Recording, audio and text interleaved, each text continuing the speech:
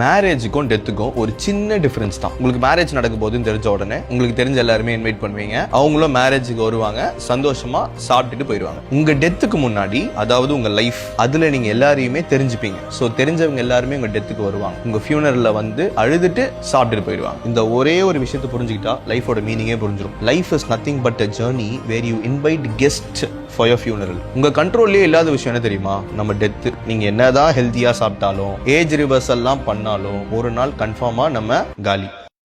அப்போ உங்க கண்ட்ரோல்ல என்ன இருக்கு? மத்தவங்க உங்க மேல கைண்டா இல்லனா என்ன, நீங்க கைண்டா இருங்க, because it is in your control. மத்தவங்க உங்களை ஏமாத்தினா என்ன, நீங்க ஏமாத்தாதீங்க, because it is in your control. மத்தவங்க உங்களை ரெஸ்பெக்ட் பண்ணலனா என்ன, நீங்க எல்லாரையுமே ரெஸ்பெக்ட் பண்ணுங்க, because it is in your control. யாருக்குமே உங்களை பிடிக்கலனா என்ன, இப்போ நீங்க எல்லாரையுமே லவ் பண்ணுங்க, ஏன்னா it is in your control. ஒரே லைஃப் ஈகோவோட ரெக்ரெட்டோட முடிக்கிறோமா, இல்லனா நல்லவனா நிம்மதியா 4 பேரை சம்பாரிச்சுட்டு முடிக்கிறோமா, இதுதான் மேட்டர். நம்மளோட ஃபியூனரல் எல்லாம் டிராஃபிக் ஜாம் ஆகணும், வாழ்ந்தா அப்படி வாழணும். என்ன சொல்றீங்க?